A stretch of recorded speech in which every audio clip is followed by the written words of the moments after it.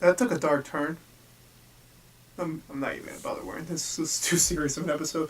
Hey everyone, this is Joe from ActionX. Welcome back.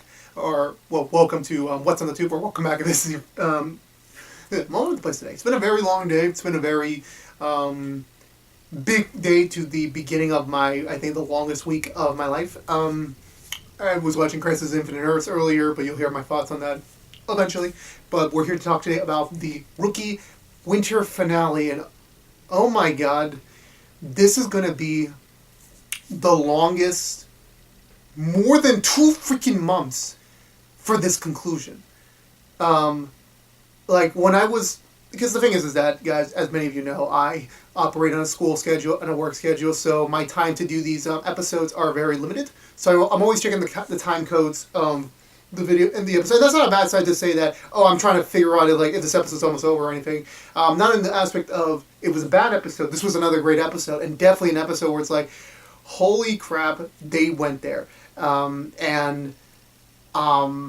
knew, when we were approaching the sewer scene, I thought, there's only 6 more episodes. There's only 6 minutes left. There's absolutely no way they're going to wrap this up in 6 minutes. So it's going to be a 2-parter.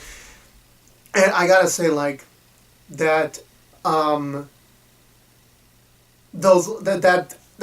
cliffhanger moment was I just feel so sorry for her. I've been kind of low-key talking, not trash about her character, but I was kind of putting her character direction down, and now we're going to be in a very interesting position when we come back for the second half of the season. So let's get down to it. So let's get to the recap. Before my overall beginning thoughts on it, it was another great episode, a great mid-season finale, a great winter finale, and it's been a lot of bad news today in the TV shows I watch. Again, I was watching Crisis Infinite Earth Hour 1. If you've seen that, you understand what I'm talking about, but I won't spoil that here. That's a different show for a different time. So back to the rookie. Let's get through the main shtick of it. I don't exactly remember how they started off this episode. I know this was definitely set the bar a little bit different. This felt more of a self-contained episode, and it also felt like this wasn't as comedic as the previous 9 episodes. This definitely had a more serious tone with the context and the stakes here, because this episode focused on a serial killer that was supposedly giving up the location of one of her victims in order to get a plea deal. Well, not a plea deal, but get a lesser sentence. And there's a lot of sides at play. There's a lot of... Oh, no, I did remember. So the one brief minor shining hope before things started to slip away that we got to see. Last week's episode was definitely, and I made a mistake with the name. Apparently Harold Perriman's character was not named Malcolm. It was named Nick. I don't know where I got Malcolm from. I must have read something wrong, or maybe I confused the names. But his name is really Nick. So last week we got to see him interact with the other rookie characters besides the other officers besides Nolan, because that was his prominent bro to bro relationship we got to be seeing since the beginning of the season. And so we got to see him interact with the main rookie trio, and it was a blast to kind of get Nick's perspective and his wisdom to the young officer.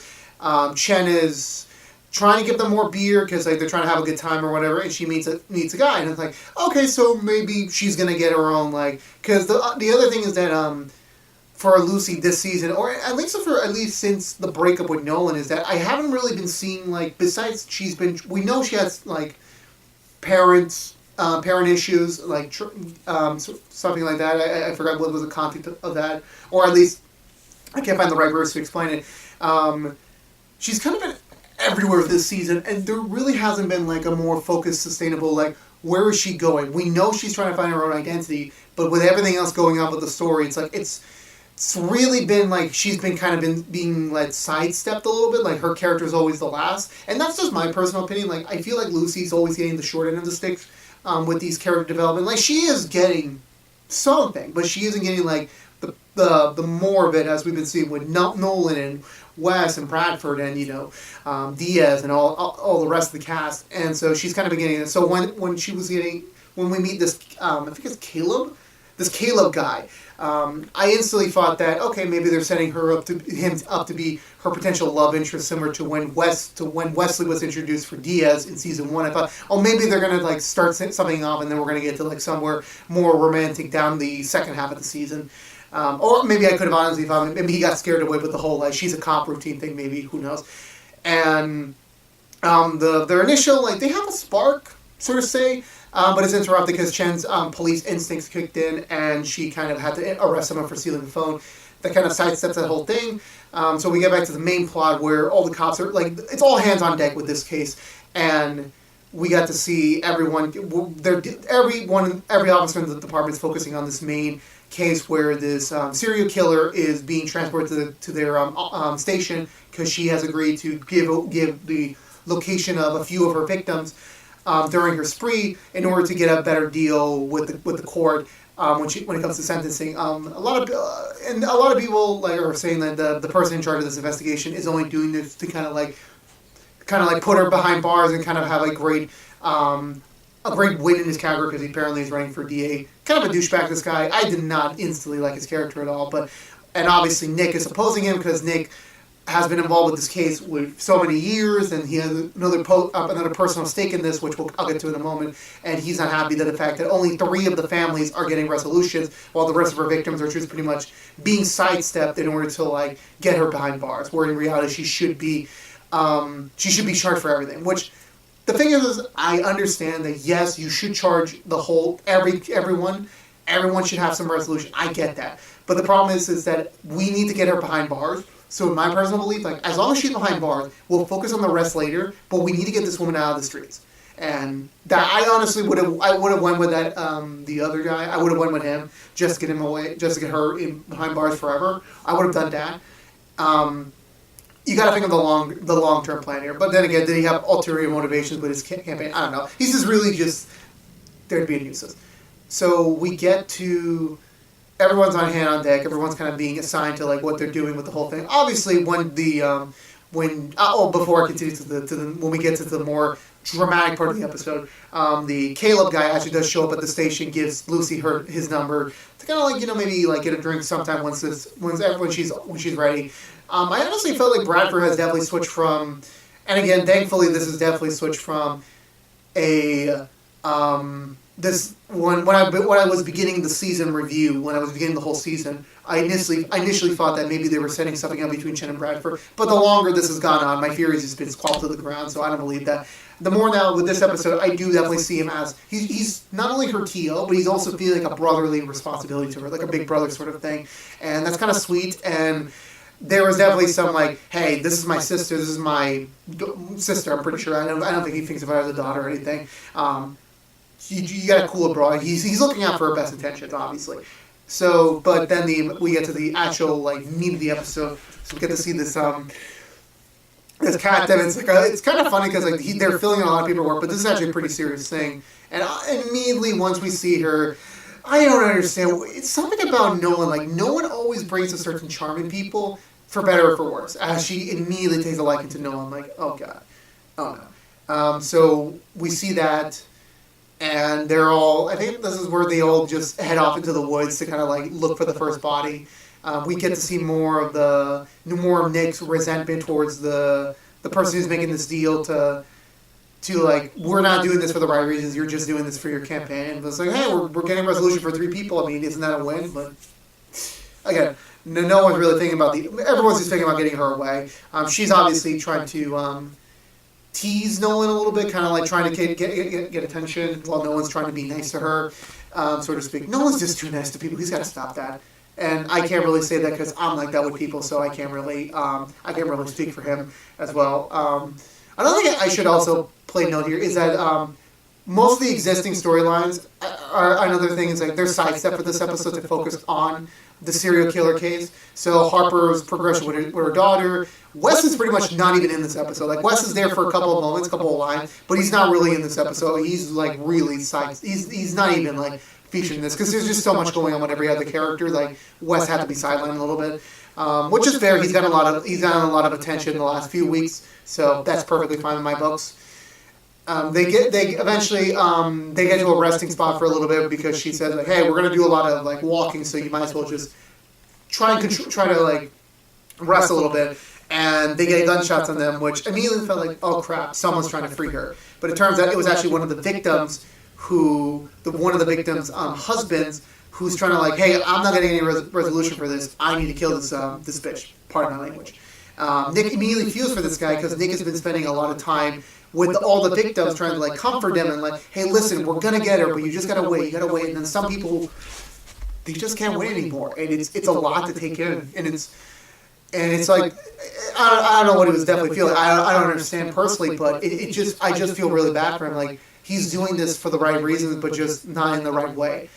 So after that, that's kind of a misstep. Everyone's saying, hey, we should stop this. We should stop this now. And that guy, the guy who's running for DA, he's like, no, we need to continue. We have a mission here. We're going to find these bodies. Let's just finish this. So they find the first body, but while Nolan was digging, why is it always Nolan that finds this? Like, it's always hilarious how it's always Nolan who has to find it. It's always Nolan who's got this like stalker on it or whatever.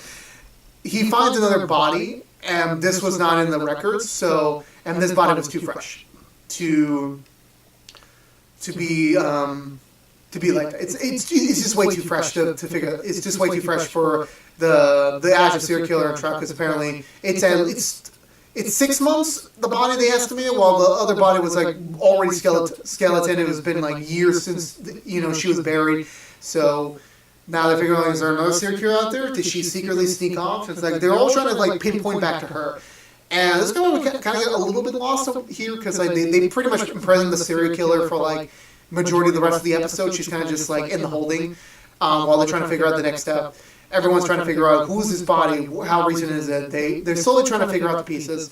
And this is kind of where everyone starts to split off into their own individual directions, where Nolan is obviously trying to deal with this in the most Nolan way he can, and he finds out apparently from Nick that another aspect of Nick that I missed over when I was doing these reviews, or maybe it was just something I overlooked, was that Nick was originally married, but he lost his wife some years back. Apparently, what we figured out was that one of the reasons why he's so attached to this case is that this was his last case. This was the case that took him away from his wife's dying moments, so he wasn't there for his wife. So that's why he has some sort of resentment that had he not taken this case, he would have been with his wife at the end.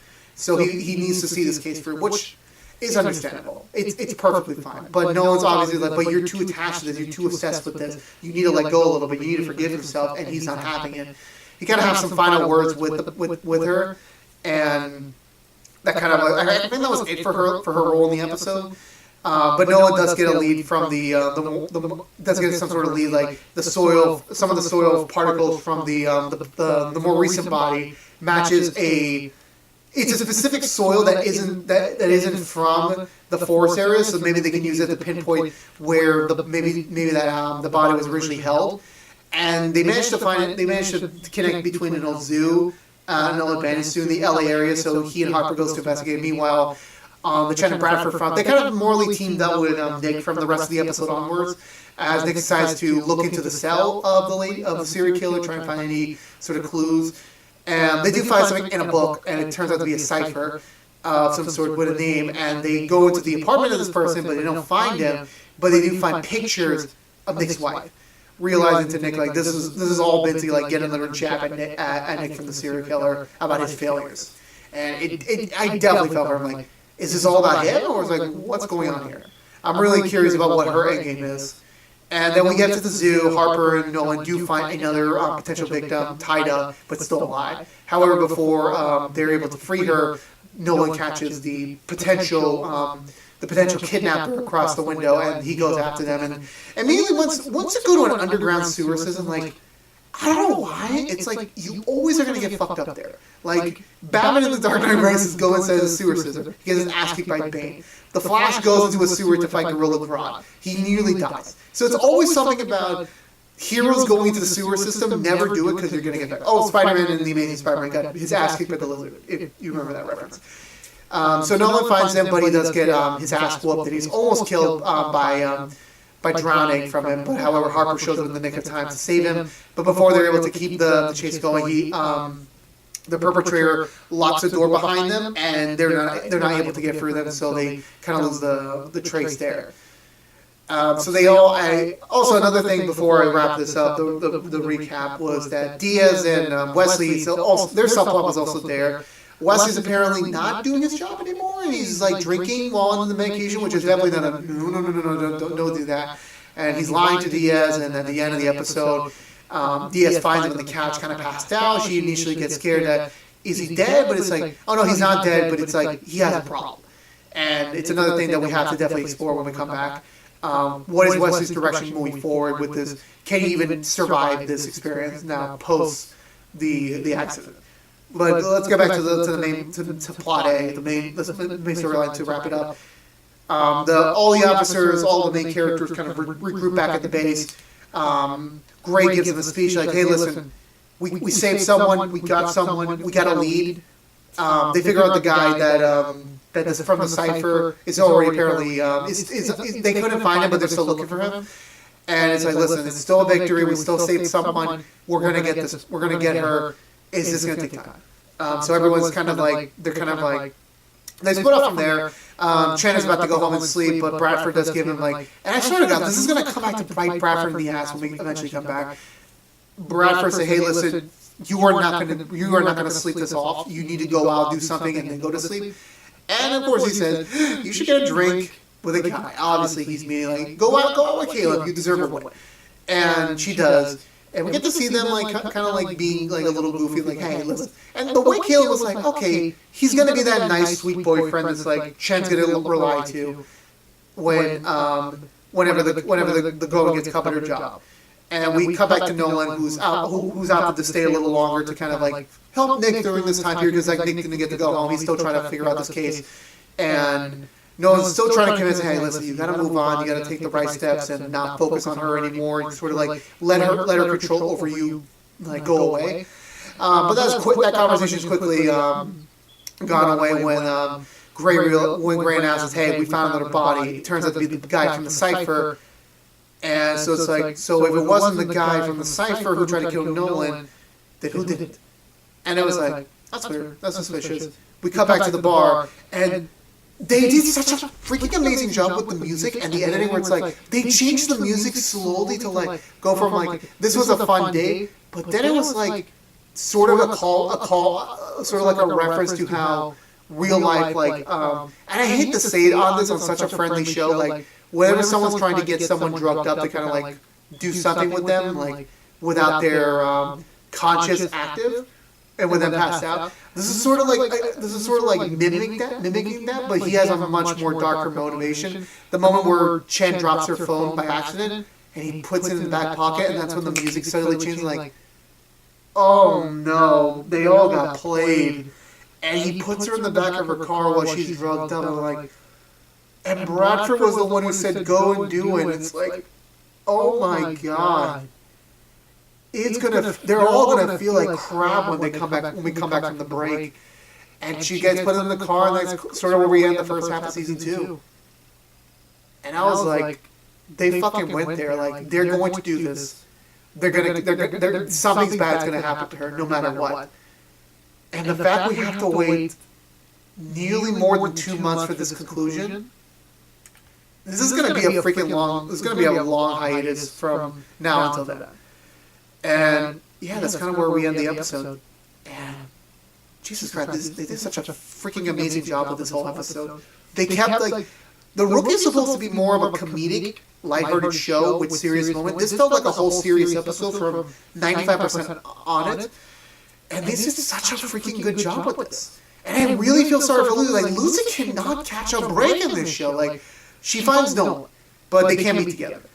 She is trying to impress herself with Bradford in many ways. It doesn't really work out some of the times. She can't find a good man to be with her, and she's still trying to prove herself to all these cops. And it just really, I really feel bad. And now this. And I really feel sorry for her. I really do. And it's like she's in a very crappy place, and I say that very loosely. Oh my God, that's going to be a long freaking break. I'm still thinking. I'm like, how the fuck are they going to resolve this? Because like the problem for them when we come back is like, she's going to have some sort of like PTSD of her own when this is over, if she even survives this, which I hope she does.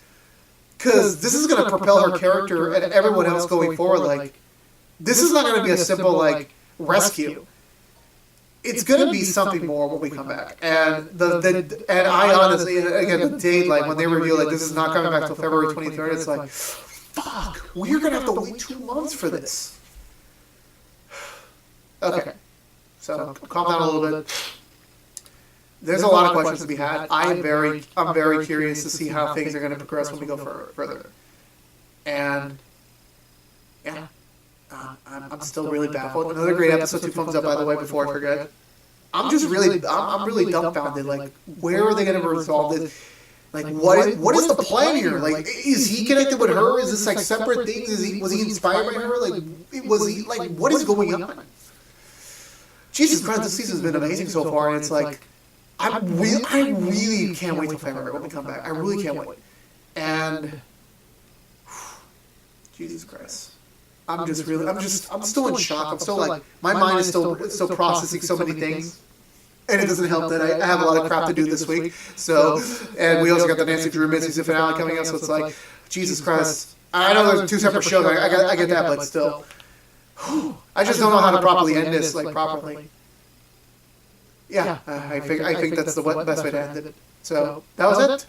That was the 2019 portion of the Rookie Season 2 on What's on the Tube. So I will return February 24th, 2020, when we resume the second half of the Rookie Season 2.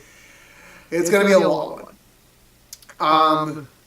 So what we're going to do is that, so let's have an honest conversation right now while let's do a personal, I love these personal chats we have other very serious episodes. So what's going to happen, because like obviously, I'm not going to end, like What's on the Tube is going to keep going in the next 2 months while we're away. So now before you say like, what's the plan here? Like, I didn't really think this through. So the fact is, I honestly initially anticipated this show to come back in January. And I think ABC has done a better job in their scheduling, formatting, because like I still remember when Age of the Shield Season 1 came out, like it was, the whole episodes were so stagnant, like there was like, we came back for a week in January, then we kind of hold a month off in February, and that was all because they didn't have enough episodes to keep them going till May. And I was like fearing that they were going to do that for the Rookie, and it's already it's a good step that they're going to take a break. They're not coming back in January, they're coming back in February. And one of my Christmas decorations fell. So it's great to do that. I applaud them for that. But now, for me as the host of the show, like in terms of the Rookie, like because I was initially anticipating like, should I go back and review all the older episodes, which wouldn't make sense because like we're just so far removed at this point. So I was briefly considering that topic, but I opted not to do it. So it's gonna be it's really a tricky predicament because like it's not like I can review any other shows on Sunday. Because the problem is, all the other shows are kind of like, I'm still going to figure it out. Well, I'm just going to say this, the Monday portion of What's on the Tube is going to take a bit of a break, probably for the rest of the year, to kind of like, well, I'm going to do something, a more limited series format when we come back in 2020. I don't know what we're going to do yet. I'm still going to figure it out. I'm going to talk to George, get some ideas going. But if you're an overall What's on the Tube fan, unless I do something surprising, or maybe I announce something on Twitter or through the other What's on the Tube sub-seasons, you should check out Twitter if I'm going to do anything for the rest of the year in this time slot, but until then, I'm not going to do that. For the Rookie fans, I will be back February 24th. I will return. Joe will return and review the rest of Season 2 when we come back in February. But in the more immediate future beyond Rookie, What's on the Tube plans, Nancy Drew mid-season finale this Wednesday, so I'll expect a review hopefully on Thursday. I apologize for last week. It was a mess last week with the scheduling. I was a day late on all the shows. I apologize for that. I will post it on time, like this one. Hopefully. I got another long day tomorrow, so even though I say this, anything can happen. High School Musical, the musical series, will be going up uninterrupted till the end of first season. So yeah, Nancy Drew, until we get the Nancy Drew date, I don't know what the plan is for the Thursday slot. But I will be doing something with the Monday slot. We're probably done for the year, because I can't think of anything on the top of my head that I could be doing immediately, because to be completely honest, with the holiday coming up, I kind of need a break. But it's been a blast. It's been a real fun blast doing this show for like, well, not 10 weeks straight, but like since the beginning of the Rookie Season 2, I have reviewed every single episode thus far, and I will be doing it for the rest of the Season 2, and hopefully, if the show comes for Season 3, which do it, ABC, do it. Okay, so my funny faces are over. So to kind of wrap this up, I will be returning the rookie. The rookie was the what's on the tube. I don't even know. I'm so lost right now. I will return to review the rookie episodes when we come back on February 24th. So I hope everyone, if you're just here for the rookie and you're going to come back when we come back from the break, I hope you enjoy your break. I hope you enjoy. Tell me below what's going to happen. What do you think is going to happen? Tell me in the comments. What are your theories on when we come back from the break? I want to hear them. I'll comment them. I'm totally like, if you look at any one of my past videos, I 99% comment on all of them. So if you leave a comment, I will respond. Let's have a conversation going. I like doing that. And yeah, so for the rookie fans, see you February 24th. Follow me on Twitter if you want to see if anything else I'm doing, all my endeavors on what's on the tube, anything else I make on ActionX. And that's going to do it for me, guys. So thank you guys so much for watching. This was What's on the Tube from ActionX. If you want to see more of What's on the Tube and more stuff we make, please subscribe. Please ring the bell, ring a ding a ding, like, favorite, share the video if you want to. It's a long one. Peace out, guys. And for the rookie fans, I'll see you in February.